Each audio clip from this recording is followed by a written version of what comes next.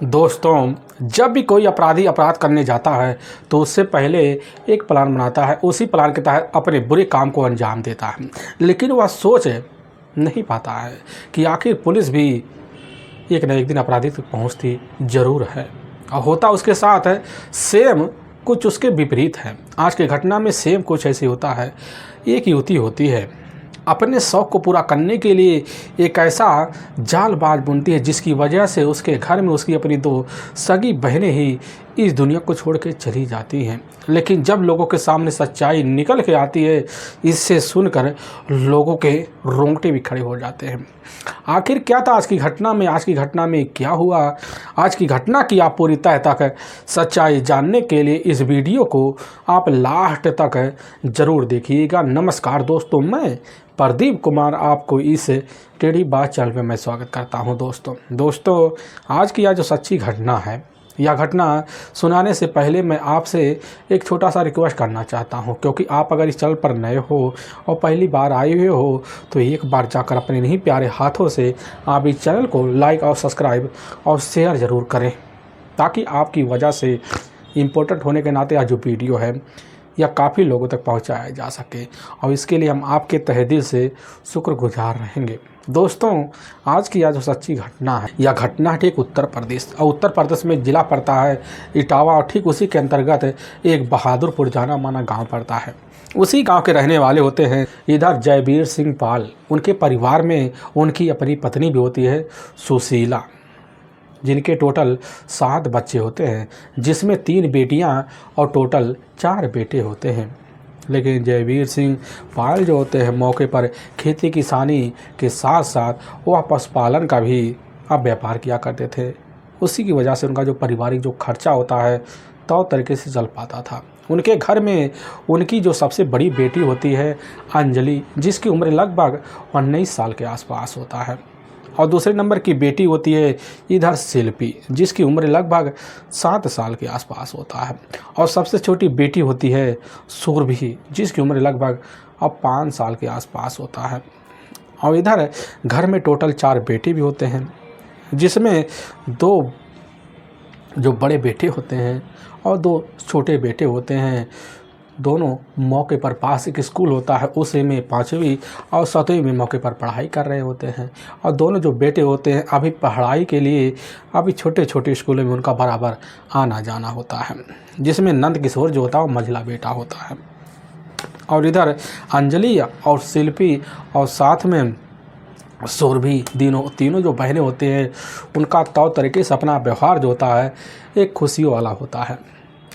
लेकिन दिन भर अब जब सुबह का टाइम होता है तो उस वक्त इधर जयवीर सिंह पाल जो होते हैं अब अपने खेत में निकल जाते, दिन भर मेहनत करते और शाम को ही घर वापस अब लौट पाते। अब रोज़ उनका सिलसिला होता है, रोज़ सुबह निकलते और शाम को ही घर वापस लौटते। तभी मैं बात कर रहा हूँ, ठीक है, इधर 8 अक्टूबर साल 2023 का ही अब दोपहर का टाइम होता है। तो उसी वक्त अब जयवीर सिंह पाल जो होते अपनी पत्नी अब सुशीला को अपने साथ लेने के बाद ठीक जो होता है अब खेत की तरफ बढ़ जाते हैं। मौके पर उनके घर में उनकी जो बड़ी बेटी होती है अंजलि और दूसरे नंबर की बेटी होती है शिल्पी और छोटी सुरभि, अब तीनों घर में होते हैं।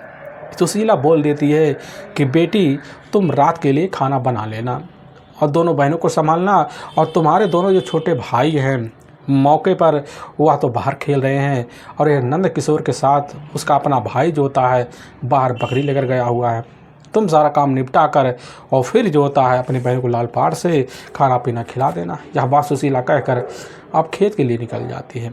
लेकिन जैसे शाम का वही 5:30 बजे के आसपास का टाइम होता तो उसी वक्त खेत में इधर अंजलि पहुंचती है। पहुंचने के बाद सुरभि करने लग जाती है कि ठीक है तुम्हारा थोड़ा काम निपटा दो। लगभग आधा घंटा काम करने के बाद सुशीला और इधर जयवीर सिंह पाल दोनों अब पशु के लिए वहाँ से चारा लेते हैं, और चारा लेने के बाद अब जो होता तीनों निकल पड़ते हैं। लेकिन जैसे रास्ते में पहुँचते हैं तो जयवीर सिंह कहने लग जाता कि हम बाज़ार जाते हैं और सब्ज़ी लेकर जल्द वापस आ जाएंगे।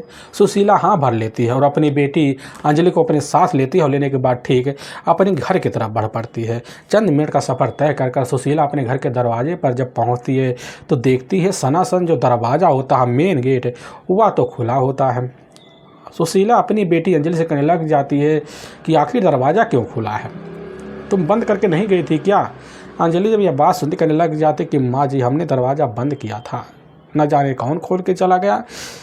इधर सुशीला कह देती न जाने कौन खोल के चला गया, इसका क्या मतलब है? तुम्हें नहीं पता है कि तुम्हारे दोनों बहनें तुम्हारे साथ ही घर में थीं? आखिर वह तो घर में सोई होंगी। लेकिन यह बात जब अंजलि सुनती करने लग जाती कि माँ जी वो तो घर में होंगी।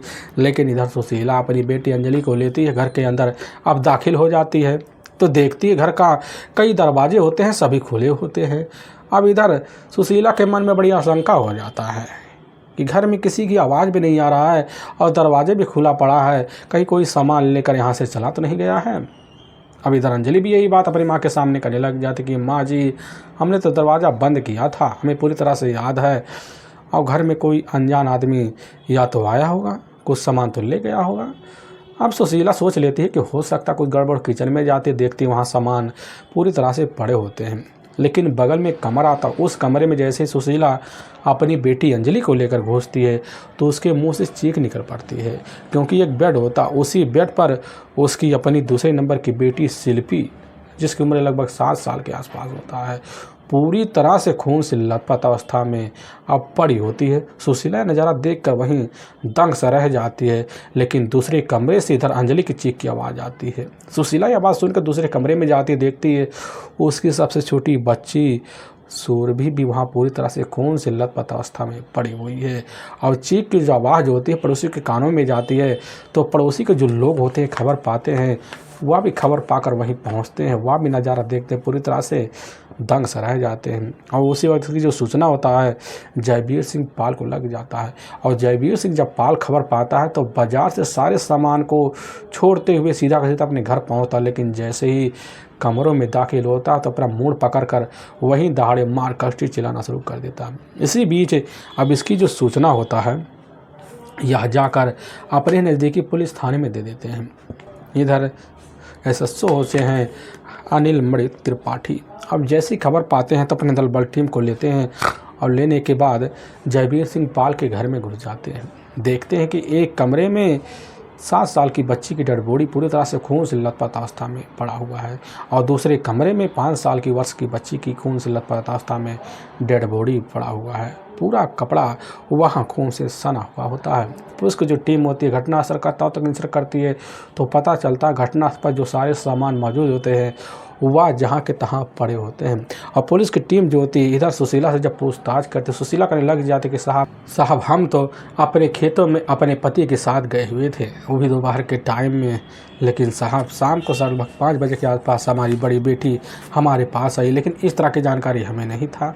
पुलिस की टीम वहाँ अंजलि से पूछताछ कर, अंजलि करने लग जाते कि साहब हम तो अपनी माँ के पास लगभग यहाँ से 1.5 घंटा बाद गए थे, लेकिन उस समय हमारी दोनों बहनें जो होती हैं मौके पर कमरे में सो रही होती हैं। हमें नहीं पता कि साहब उनके साथ इस तरह की कारनामा कौन कर गया। पुलिस की जो टीम होती है घटना का निरीक्षण करती है, निरीक्षण करने के बाद अपने हिसाब से वहाँ फोरेंसिक टीम पहुँचती है। अब जांच पड़ताल करना जब शुरू कर देती है पुलिस की जो टीम होती है, अब रात बिरार में ही दोनों को बॉडी का पंचनामा भरती है और उठाकर अपने नज़दीकी जो सरकारी अस्पताल होता है उसी में पोस्टमार्टम हाउस भिजवा देती है। इधर पुलिस की जो टीम होती है अब जयवीर सिंह पाल को थाने ले जाती है। उन्हीं की तहरीर पर ही अज्ञात हत्यारे के विरुद्ध धारा 302 और 201 के तहत हत्या का मुकदमा दर्ज कर लेती है।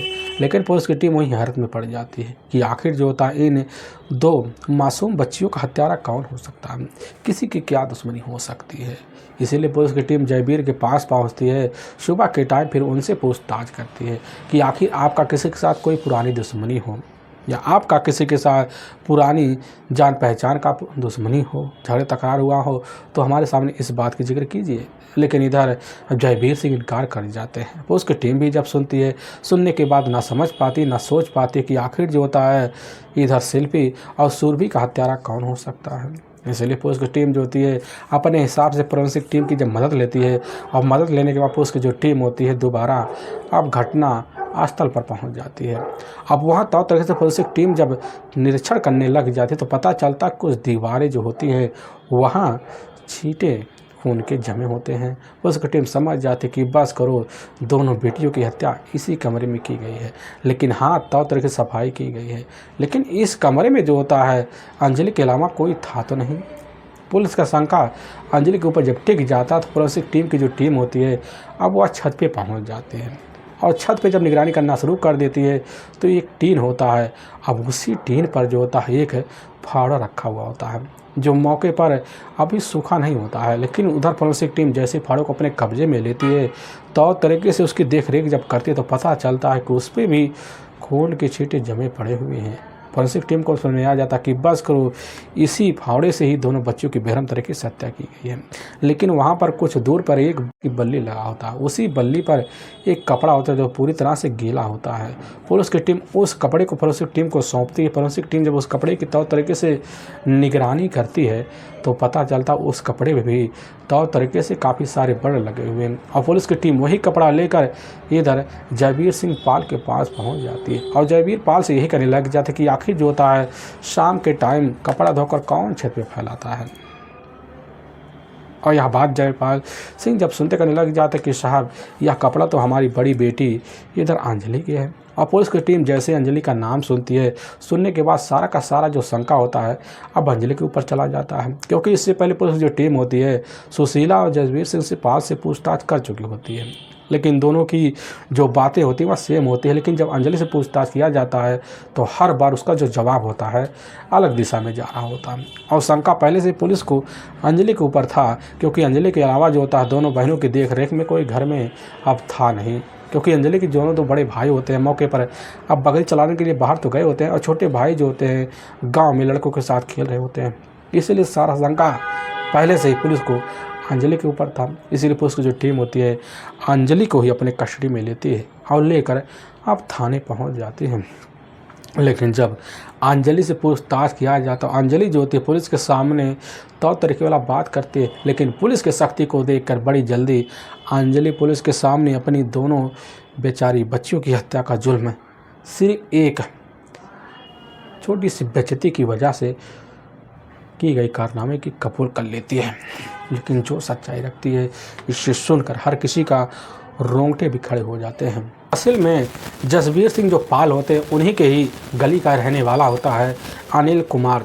अनिल कुमार जो होता है मौके पर जसवीर सिंह पाल के घर काफ़ी आना जाना लगा लगता है। आने जाने की वजह से उसकी जो निगाह होता है एक दिन अंजलि के ऊपर जब पड़ता है तो पड़ने की वजह से अंजलि की खूबसूरत देखकर बड़ा जल्दी दीवाना सा हो जाता है और उसी दिन से अंजलि के घर जो होता है अब अंजलि की खूबसूरती के बल पर जीतने के लिए अंजलि के घर बराबर इर्द गिर्द घूमना शुरू कर देता है और इसी बीच अंजलि की जो नज़र होता है जाकर अनिल के ऊपर पड़ जाता है। अनिल जो होता है अंजलि के हमउम्र होता है और देखने में काफ़ी हट्टा कट्टा होता है, जिसकी वजह से अनिल की इस हरकत को देखकर अंजलि बड़ी जल्दी समझ जाती है और समझ जाने की वजह से अब अंजलि सच्चाई जानने के लिए खुद अनिल के पीछे मरना शुरू कर देती है और जैसे मरना शुरू कर देती है तो इधर अनिल जो होता है अपने सारे कारनामे अंजलि के ऊपर दिखाना शुरू कर देता है। बड़ी जल्दी जो होती है अंजलि अब 16 साल क्रॉस करते ही अनिल की दीवानी बन जाती है और इस तरह दीवानी बन जाती है कि अब जो होता है दोस्ती का एक ऐसा रिश्ता बनता है, उस रिश्ते की शुरुआत जो होता है सीधा का सीधा जाकर प्रेम संबंध तक सीमित हो जाता है। अब संबंध का सिलसिला शुरू होता है बराबर जो होता है अंजलि का अब अपने ही घर में चोरी छुपे इधर अनिल के साथ मुलाकात जारी रहा करता था। यह सिलसिला चलते चलते लगभग इनकी ज़िंदगी का कई साल का वक्त निकल जाता है और जब वक्त निकल जाता तभी घटना से मात्र 1 सप्ताह पहले, क्योंकि उस समय अंजलि को पूरी तरह से आभास हो जाता है कि हमारे घर में हमारे ऊपर लोगों का शंका चढ़ चुका। अब इसीलिए अंजलि जो होती है हर वक्त मौके की तलाश में रहती और तभी वही जैसे शाम का टाइम होता है अंजलि के जो माता पिता होते हैं मौके पर खेत में गए हुए होते हैं और उसी वक्त जो होता है इधर अंजलि की दोनों जो बहनें होती हैं शिल्पी और साथ में सुरभि दोनों घर के बाहर कुछ बच्चों के साथ खेल में मस्त होती हैं।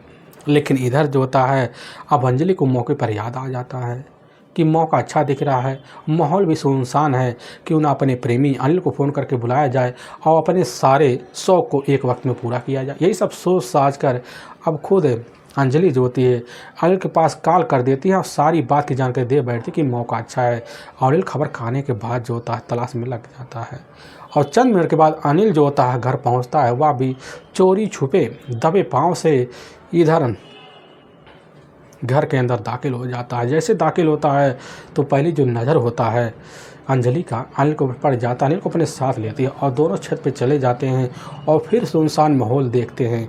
फिर वहाँ दोनों 4 मिनट प्यार भरी बातें करते हैं और फिर दोनों एक दूजे के हो जाते हैं। लेकिन इसी बीच जो होता है अचानक इधर सुरभि और शिल्पी दोनों टहलते टहलते अब छत पे चढ़ जाते हैं। तभी उनकी जो नज़र होता है इधर अपनी ही बहन और उसके ही प्रेमी के ऊपर जब पड़ता है तो उस हस्र को देखकर दोनों बहनें दंग रह जाती है।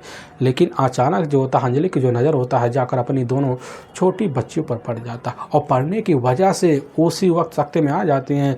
लेकिन वहाँ से अनिल तो फरार सा हो जाता है। लेकिन इधर अंजलि अपने दोनों को अपने पास बुलाती है और उनको समझाते बुझाती है, उनको पैसे और कपड़ों की लालच देती है। वह सोच लेती है कि दोनों अपने रास्ते पे आ जाएंगे तो हमारे इस संबंध के जिक्र किसी के सामने आएगा नहीं। लेकिन इधर जो होता है दोनों बहनें कैसे न तैसे हामी तो भर लेती है और वहाँ से चली जाती हैं। लेकिन इधर अंजलि के मन में हर वक्त यही शंका बैठ जाता है कि बस करो, अगर सच्चाई कहीं माँ और पिता के सामने आ गया तो हमारी तो खैरियत नहीं है। लेकिन जैसे ही शाम का टाइम होता उसी वक्त शिल्पी और सुरभि दोनों अपने माता पिता के सामने सारी पोल खोल के रख देते हैं और तुरंत जो होता है अंजलि को पास बुलाया जाता है और वहीं धमकाया जाता है और अपनी हद में रहने की हिदायत दिया जाता है। और वहाँ पर काफ़ी अंजलि को अपनी माँ के सामने अपनी बहनों के सामने बेइज्जती का सामना करना पड़ जाता है और यही बेइज्जती जो होता है अंजलि के मन में एक खतरनाक वाला घर कर जाता है। और उसी दिन से अंजलि जो होता अपनी दोनों बहनों से इस तरह चिढ़ने लग जाती कि मौका पाए तो आगे क्या गुजर बरसे उसको खुद पता ना हो। क्योंकि जब कभी भी घर में अंजलि का नाम लिया जाता, अंजलि की जो माँ होती है सुशीला अपनी बड़ी बेटी को बुलाती, फिर उसको समझाती धमकाती करने लग जाती कि आज के बाद तुम्हारे प्रेमी के साथ तुम्हारी मुलाकात अगर हुई तो समझ लो तुम्हारी ज़िंदगी की आखिरी रात हो जाएगा। अब इस तरह की बात सुनकर सुशीला हरकतों से पूरी तरह से अंजलि परेशान हो जाती है। उसकी खबर अपने प्रेमी अनिल को दे, लेकिन अनिल जब खबर पाता समझ जाता कि हमारे रिश्ते की जो मेन जड़ है उसको अगर पूरी तरह से बढ़ाना है तो तुम्हारे बहनों को कोई ना कोई सबक सिखाना पड़ेगा।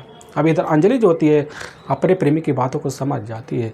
दूसरी तरफ अनिल के दबाव की वजह से वह पूरी तरह से इस तरह अपने प्यार में अंधी हो जाती है कि अपनी बहनों को ही अपने रास्ते से ठिकाने लगाने के लिए अब लग पड़ जाती है। लेकिन जैसे ही अब 8 अक्टूबर साल 2023 का ही अब दोपहर का टाइम होता है तो उसी वक्त सुशीला जो होती है अपनी बड़ी बेटी अंजलि को बोल देती है कि तुम अपनी दोनों बहनों की देख रेख करना और हम जा रहे हैं खेत में तुम्हारे पिता के साथ। और तुम्हारे दोनों जो छोटे भाई मौके पर बाहर खेल रहे हैं और तुम्हारे दोनों जो बड़े भाई हैं मौके पर वह बाग में बकरी चलाने के लिए गए हैं और तुम शिल्पी और इधर सुरभि का देख रेख करना और उनको खाना खिलाकर आराम से शाम के टाइम सुला देना और शाम के लिए खाना बना जरूर रख देना। यह बात कहकर अब जो होती है मौके पर सुशीला निकल जाती है। लेकिन जैसे कुछ मिनट का वक्त बीतता है बीतने को उसके मन में वही पूरी बेइज्जती वाला बात घूमना शुरू हो जाता है। वह सोच लेती है कि आज तो दोनों बहनों को हम सबक सिखा के रहेंगे।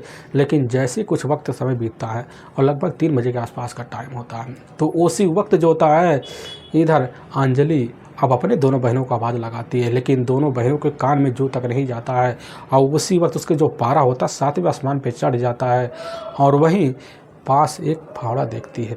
उसी के हाथ में वह फावड़ा आ जाता है और लेने के बाद अपनी ही अब 7 साल की बहन शिल्पी के पास पहुँचती। लेकिन शिल्पी जैसे ही अपनी बड़ी बहन अंजलि को देखती तो उसी समय मुस्कुराना शुरू कर देती है।